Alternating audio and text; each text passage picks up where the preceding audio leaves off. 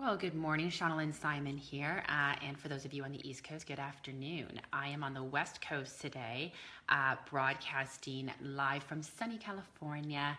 And I want to talk to you a little bit about creating an impactful business card, one that's going to capture someone's attention when you give it to them.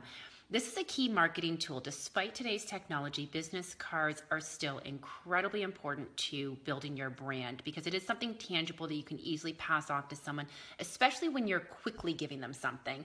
I know that I've often had my logo on my vehicles that I drive around, and I find that some of my best leads have actually come from the grocery store parking lot, where someone has stopped me and said, "Oh my gosh, you're a home stager. I need your business card." So you still need to be able to quickly grab something and give it to them. But you want to make sure that when you give it to them, they've got a reason to check you out further and to visit your website and that sort of thing. So I know that a number of you joined me last week at the RISA convention in Las Vegas. Fantastic, by the way. Shell, Gina, and the whole RISA HQ team did an amazing job on that. And we were, SLS Academy, we were very fortunate to be an exhibitor there.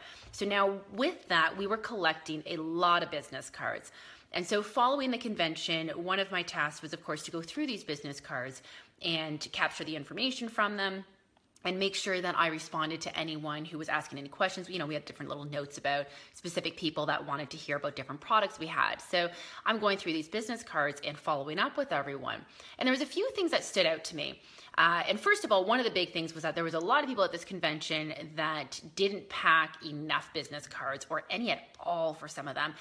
And I understand when you're first starting out, it's a hard habit to get into a little bit sometimes, but never, ever, ever leave home without your business cards. I have some stored in every jacket pocket, in my purse, in my briefcase, in my car, pretty much everywhere. Now, that's not to say that I want you to give out a business card to every single person that you encounter.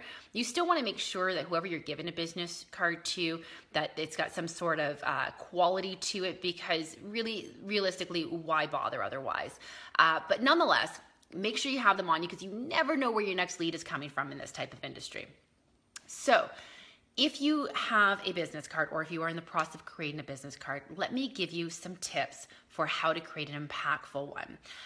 In home staging, we're very visual. So images are great to have on your business card. I saw a lot of people that did some great feature vignette type photos of maybe stagings that they had done or centerpieces or nature or things that related to their company name and brand.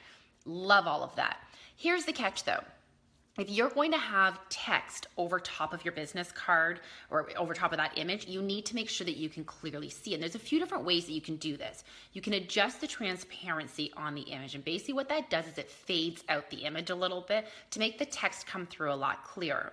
Another option is that you can add some sort of opaque or semi-opaque shape behind the text. So whether it's, an oval or a rectangle or a square, placing that behind the text will help to ensure that the text stands out just a little bit more. So that's one tip, because I did find that there were several cards that I was challenged to properly read. So you want to make sure that people can actually read the text that's on there. And on that note, be very careful choosing your font. I think that it's a natural inclination to want to go with some sort of fancy, scripty type text of some sort, because I think we think as, creatives, it's something that shows how creative we are because it's very pretty.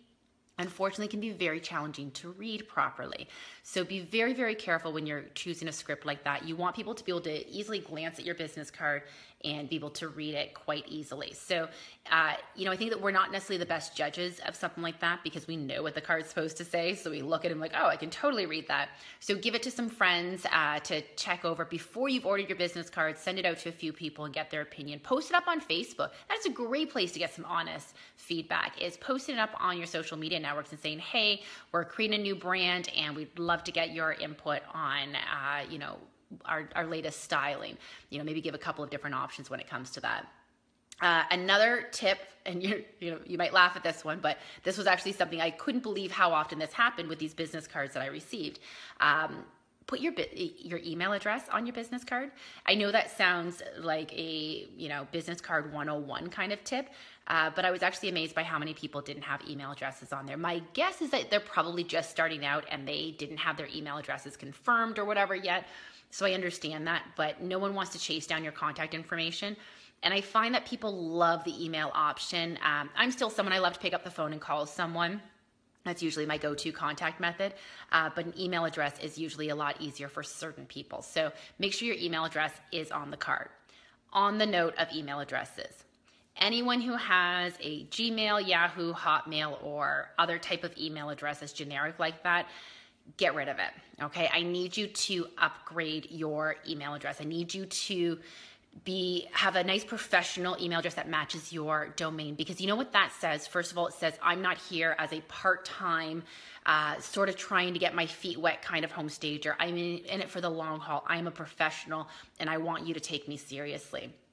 So if you've purchased your website, you have your domain name. It's very easy to add an email address to that domain name. There's a number of different programs out there, but I usually start off with whoever's hosting your domain, see what kind of packages they have available for your email address. Yes, it is a bit of an expense, and I understand that a Gmail address is free. However, a Gmail address does not say I'm here to stay. Now, the other issue with a Gmail address is that you can have some deliverability issues when it comes to your email marketing sometimes. It might not make it through the junk mail type filters as well. So sometimes having a more professional email address will assist you with that.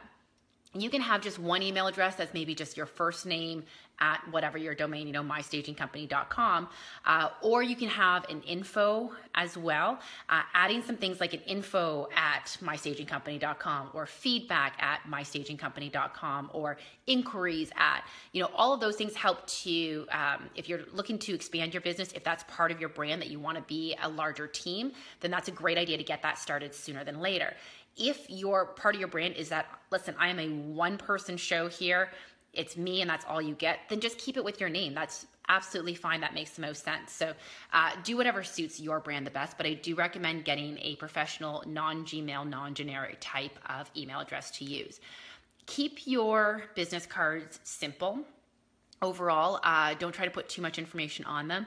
If there's some extra tidbits that you have that you do want to add to it, like on the front of your card, you basically want to keep it to your contact information, maybe a little tagline or an award that you've won or something like that, or some organization. If you're a part of an organization, you might want to put their logo on there or something, but try to keep it as simple as possible. You have some great real estate on the back of your business card. So the back of your business card is a great place that you can add things like extra awards that you've won, or additional email addresses, or additional websites you want people to visit. So utilize the back of your card for maybe that extra sales pitch. Maybe you want to list your services. Throw all that stuff onto the back of your business card, not on the front of your business card. I recommend not doing the super duper glossy business cards on both front and back. So if you can do glossy on the front but still have a matte back, that's great. The reason I say that is sometimes you give your card to someone and they want to write a note on it. So a glossy card is next to impossible to write a note on it. But again, go with what suits your brand.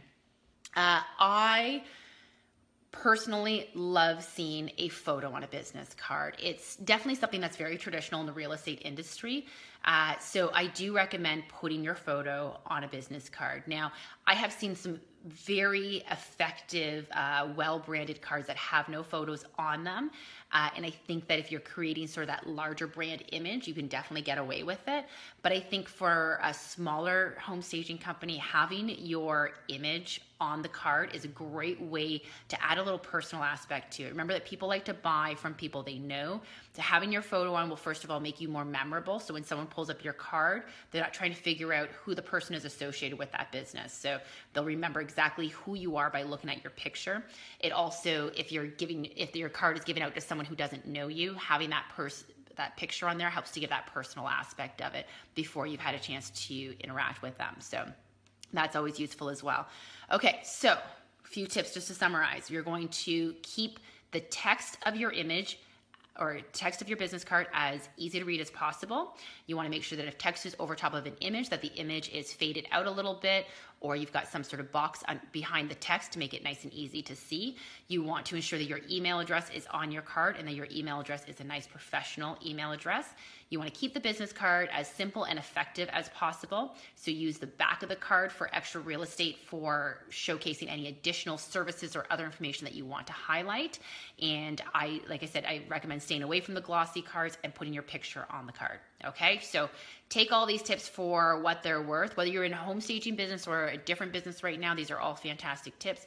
But I hope that you will utilize them in your business to help to take your business to the next level and take your marketing and your brand to the next level. I'm all about branding. So if you have any questions about any of this, please feel free to contact me. Again, Shauna Lynn Simon from SLS Academy. Thank you so much for joining me. Have a great day.